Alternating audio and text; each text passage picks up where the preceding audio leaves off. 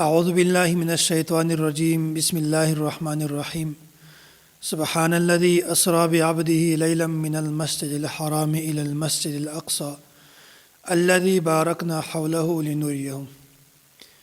نن درس قرآن کې د 15مې سپارې مکمله خلاصه بیانېږي. دغه سپارې په شروع کې الله تعالی د معراج واقعا په تفصیل سره بیان کړی ده. د نبوت په 11 کال باندې دا واقعا پیښه شوې وه. د دې واقعې دوه حصې دي، یوه حصې ته اسراء وایي او بلې حصې ته معراج وایي. د مکې مکرمې نه ونیسه د بیت المقدس پورې چې کوم سفر و دې ته اسراء وایي، او د بیت المقدس نه ونیسه د عرش معلی پورې چې کوم سفر و دې ته معراج وایي. نو عمومي طور باندې دا واقعا د معراج په لفظ سره تعبیر کیږي، او دا د نبی علیه الصلاة والسلام یو خصوصي او یو امتیازي معجزه وه.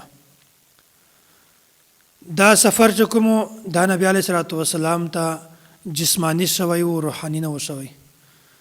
دا سفر نبی علیه الصلاة والسلام په خوب کې نه و کړی، بلکې په ظاهره په ویښه باندې نبی علیه الصلاة والسلام دا سفر کړی و. او بیا په دغه سفر کې نبی علیه الصلاة والسلام د الله تعالی سره ملاقات کړی و، بیا الله تعالی سره خبرې کړې وې. الله تعالی په دا سفر کې لمونځونه په فرض کړي، 50 لمونځونه وو، خو بیا آخر 15 لمونځونه پاتې شوي وو. هغه تفصیلي واقعه ده.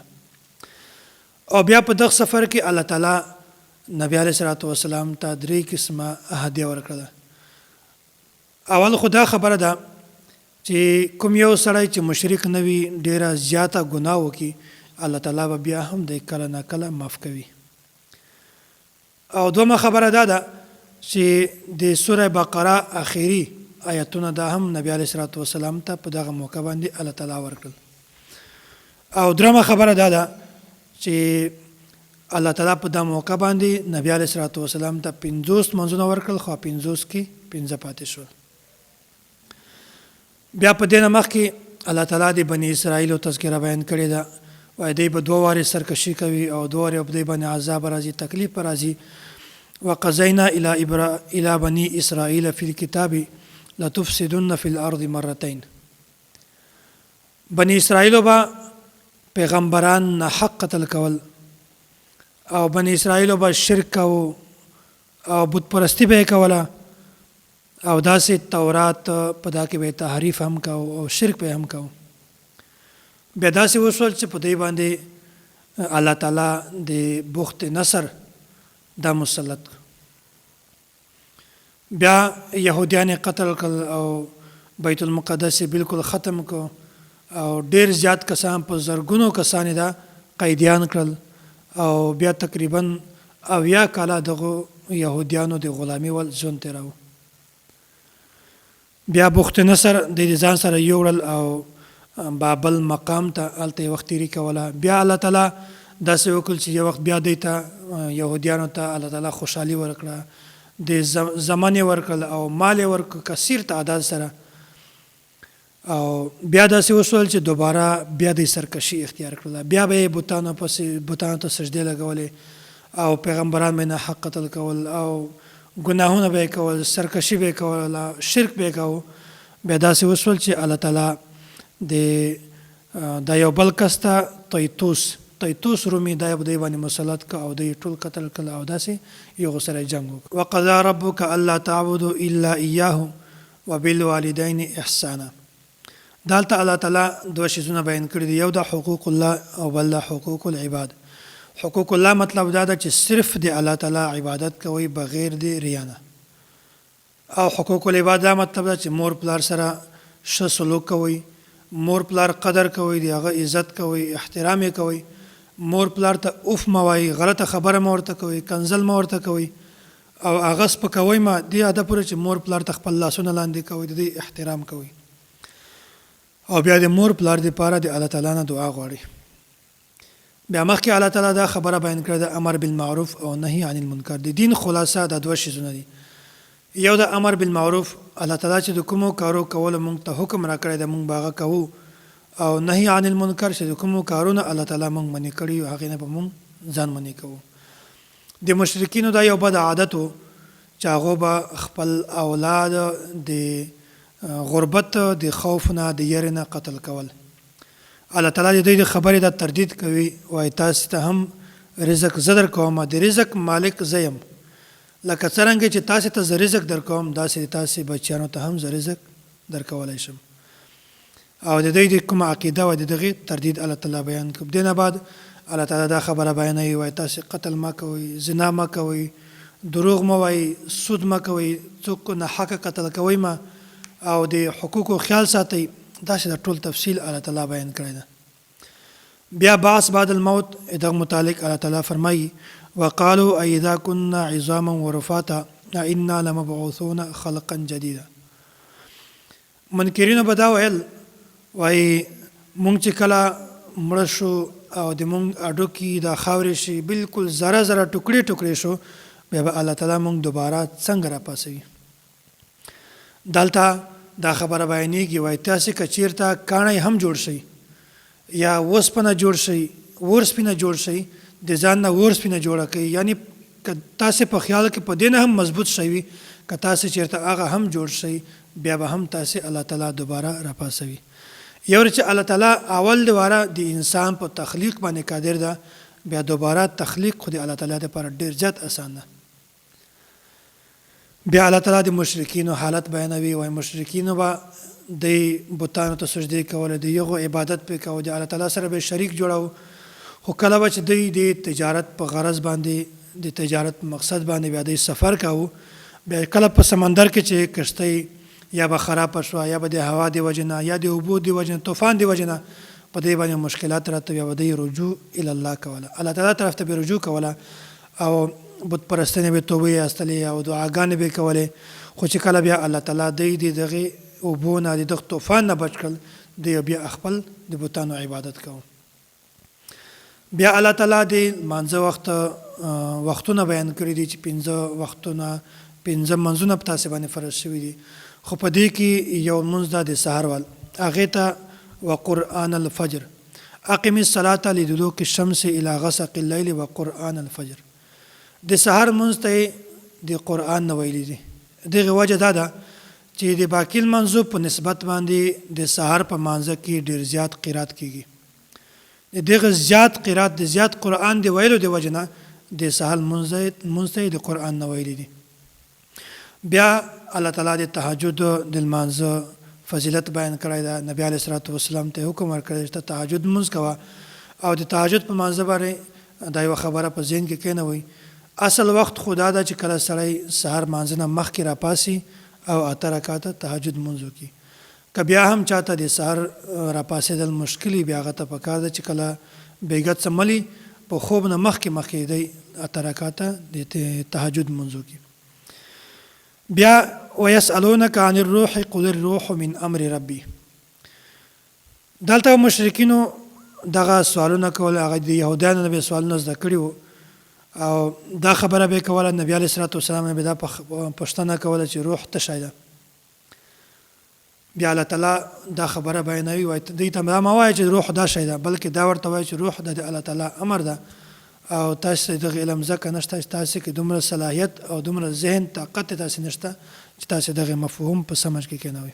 ولقد آتینا موسی 9 آیات بینات. دلته الله تعالی چې موسی علیه السلام ته کومې واضح نشانیانې ورکړې وي، الله تعالی د هغو تذکره بیانوي. دغه نه یا خو معجزات مرادي یا د دغه نه مراد د الله تعالی احکامات دي. د حضرت موسی علیه السلام معجزات مرادي لکه عصا، ید بیضا، یا داسې د چې سمندر 2 ټوکړې شو او داسې هغه خلک چې په ژبه کې لکنت و هغه به ټیک کېدل، یا د چې کوم فرعون چې کوم هغه قوم په هغه باندې عذاب 5 قسمه عذاب راغی، د ملخانو وال، د چندخو وال، د وینې وال او داسې د اوبو وال طوفان وال عذاب پرې راغی دی باندې. یا دغه نه مراد د الله تعالی احکامات دي چې تاسې غلا مه کوئ، دروغ مه وایئ او ناحق قتل مه کوئ او شرک مه کوئ، داسې زنا مه کوئ. دا ټول کارونه الله تعالی دلته بیان کړي دي. بیا مخکې دا خبره الله تعالی بیانوي قل ادعوا الله او ادعوا الرحمن ایاما تدعوا فله الاسماء الحسنى.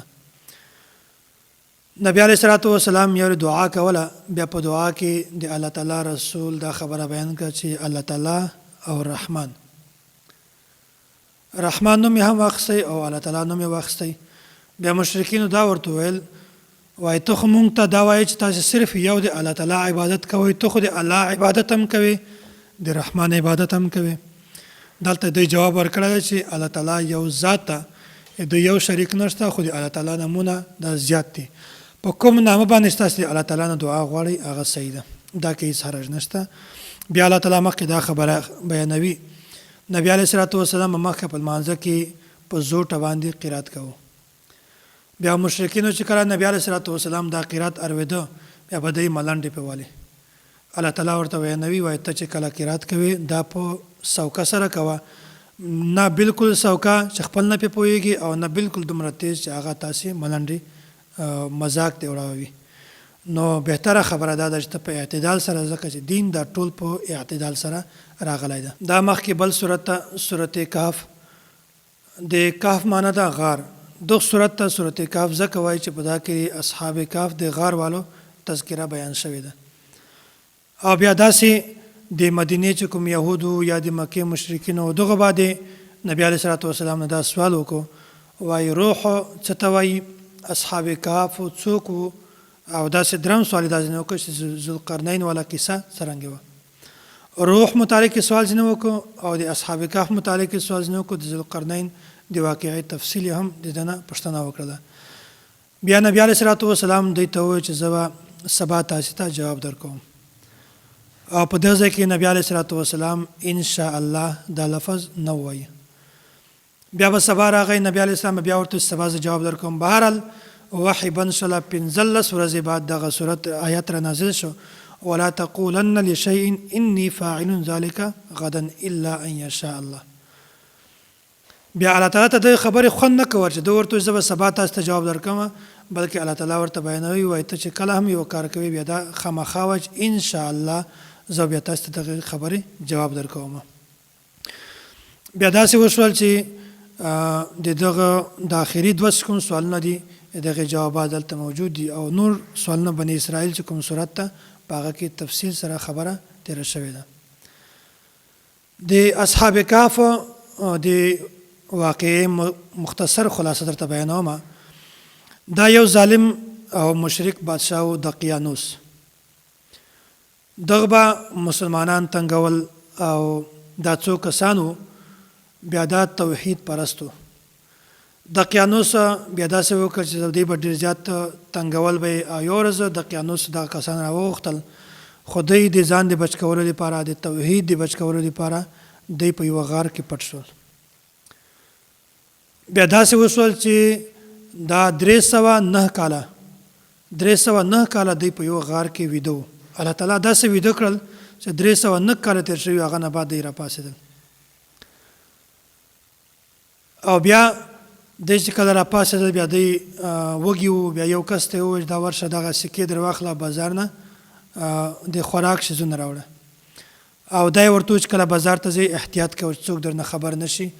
او دی چې کله ولاړه بازار ته سکې یوړلې، هغه د دوکاندار ته ورغی. دوکاندار ورته حیران شو، وایي دا خو 300 کاله مخته سکه ده، دا څرنګې نن سبا دا سړی چلوي. بهرحال یخ ته شک وشو او بیا داسې وشول چې د هغه وخت بادشاه هغه توحید پرستو. هغه مخته د قیانوس بادشاه خو مړ شوی و، خو د دغه وخت بادشاه هغه توحید پرستو. بیا داسې وکړل چې هغه ته علم وشو، بیا دوی راوغوښتل، د دوی اکرام یې وکړو، اعزاز یې وکړو. بیا چې کله دوی مړه شول بیا په هغه نه بعد دوی یوه تخته ولیکله، تخته د غار په خوله باندې ولګوله چې په دغه کې دغه بزرګان او د الله تعالی ولیان ښخ دي. د هغو مقبره مزار دلته ده. بیا اصحاب کهف ته اصحاب رقیم هم وایي.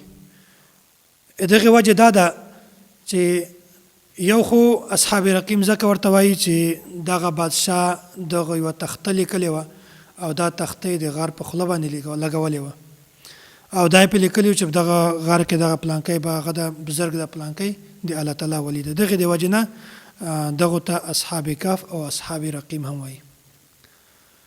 بیا مخکې الله تعالی دا خبره بیانوي، وایي ما د دوی د جسم بالکل حفاظت کړی ده، صحیح سلامت چې کله به لمر سترګه راختله په دی به نه لګېدله، چې کله به لمر ډوبېدی په دی به لمر نه لګېده، او غار خوله مې کلاو کړې وه، د دې هوا مسله نه وه، او دی بالکل په آرام سره هلته پراته وو. بیا چې کله دی د خوب نه راپاڅېدل، وکذلک بعثناهم لیتساءلوا بینهم قال قائل منهم کم لبثتم قالوا لبثنا یوما او بعض یوم. مشوره سره وکړه چې موږ به څومره وخت دلته ویدو، یو ورته وویل چې موږ خو یوه ورځ ویدو، یا په یوه ورځ نه څه وخت کم، یا بعضې داسې ورته وویل چې الله تعالی په دې خبره باندې ښه پوهېږي، موږ ته یې د علم نشته. بهرحال 309 کاله دی هلته ویدو، آرام یې کوه. چې کله راپاڅېدل بیا یو کس یې خوراک دپاره ولږه، او دا یې ورته چې کله خوراک کړی وي حلاله خوراک کړی، ځکه چې هغه د بت پرستۍ ملماحول و د 300 کاله مخته. بیا دی دا وایي دلته حلاله خوراکه څرنګه میلاوي چې حرامه نه وي. بهرحال دا وصیت یې ورته وکړو او هغه کس یې خوراکه ته ولږه، خوراکه یې راوړله. بیا مخکې دا خبره بیانوي د اصحاب کهف د تعداد متعلق خو الله تعالی ته علم ده، خو بهرحال حضرت عبدالله بن عباس رضی الله تعالی عنه ته د علم و. او ابن عباس رضی الله تعالی عنه دا خبره بیانوي، وایي د حضرت عبدالله بن عباس رضی الله تعالی عنه دا خبره دی بیانوي، وایي اصحاب کهف 7 کسانو، خو اتم د دوی سپی و.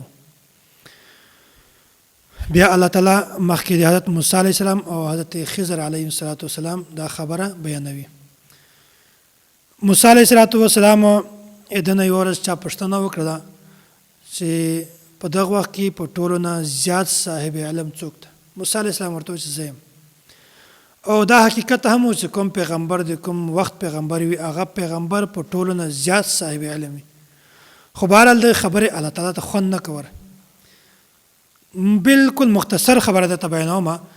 بیا موسی علیه السلام ته وویل چې ته ولاړ شه داسې ځای ته، هلته به داسې یو نشاني وي، بیا په هغه ځای کې به ته مایع در سره یوسي، تا سره بل کس وي، هغه مایع به ژوندی شي، به اوبو ته ولاړ شي، په یو ځای کې به ته تلاش وکړې، بیا به هلته خضر علیه السلام وي، بیا به هغه ته علم زده کړي. بهرحال موسی علیه السلام هلته ورغی، ملاقات یې ورسره وسو، تفصیلي خبره یې ورته بیان کړله، او ورته وویل چې بس راځه د ما سره، خو زه چې کوم کار کوم ما نه به سوال نه کوي. الله تعالی خضر علیه السلام ته تکویني علم ورکړی و. بیا چې کله روانو مخته، بیا داسې وسول چې خضر علیه السلام د یو کس و غریب و، د هغه کشتۍ وه، د هغه کشتۍ یې ماته کړله، هغه نه یې تخته راوایستله. موسی علیه السلام ډېر زیات برداشت وکړ. بهرحال مخته روانو، بیا داسې و چې د یو ماشوم هغه ته یې څاپېړ ورکړه، هغه یې قتل کړ. بیا مخته روانو، یو دیوار و هغه غورځېدو، خو د بغیر بې اجرت نه هغه دیوار سیخ ودراو. موسی علیه السلام سوال کولو باندې مجبور شو چې یو کس ته وړوکی ماشوم یې دا مړی کړ، او یوه بالکل روغه کښتۍ وه، هغه یې د بالکل ټوکړې ټوکړې هغه نه تخته وایستله، عیب نقص پکې پیدا کړ. بیا موسی علیه السلام سوال ځینې وکړو. بهرحال خضر علیه السلام ورته چې بس ما دې ته جدایي وشوه. خو بهرحال دا خبره درته بیانوم چې دا ما دا کار وکړو، ولې مې وکړو؟ ځکه چې دا کومه کښتۍ وه دا د یوه یتیم زړکي وه، غریب و. مخته یو بادشاه ولاړ ده، هغه بادشاه چې کومه کښتۍ روغه وي، هغه کښتۍ باندې بادشاه قبضه کوي، د یو کس نه یې وړي، غصب کوي. بیا دې د وجې ما تخته ځینې وایستله چې دې کې لږ عیب پیدا شي، هغه کښتۍ بادشاه ځینې یو نه سي. دوم نمبر باندې چې کله ما ماشوم مړ کړ، د یو بنیادي وجه دا وه چې د هغه مور پلار مؤمن و. بیا کېدای شو چې دا کس هغه مور پلار د اسلام نه لرې کړی وای، کفر اختیار کړی وای، د ده خبره یې منلې وای. دغه د وجې نه الله تعالی به دوی ته داسې بچی ورکړي چې هغه بالکل ایمان وال وي او بالکل نیک او صالح وي. دغه د وجې ما دا بچی قتل کړ. دریم نمبر یې ورته وویل چې ما دا دیوار دا مې بغیر د اجرت نه ځکه ودراوه چې دغه د دوی پلار و هغه مسلمان و، دا بچیان بالکل واړه واړه او د دلته خزانه جمع کړې وه، او دا یې ویل چې کله ما بچیان را لوی شي بیا به هغه خزانه ور واخلي. خو دوی واړه دي او دیوال غورځي، دې د وجې ما دیوال بالکل سیخ ودراوه چې کله دوی را لوی شي هغه خپله خزانه به د دغه نه ور واخلي. بهرحال حضرت موسی علیه السلام ته الله تعالی تشریعي علم ورکړی و، او خضر علیه السلام ته الله تعالی تکویني علم ورکړی و. الله تعالی دې مونږ تاسو ته اسلام را نصیب کړي، او الله تعالی دې مونږ تاسو د کفر نه په حفاظت کې وساتي. واخر دعوانا ان الحمد لله رب العالمین.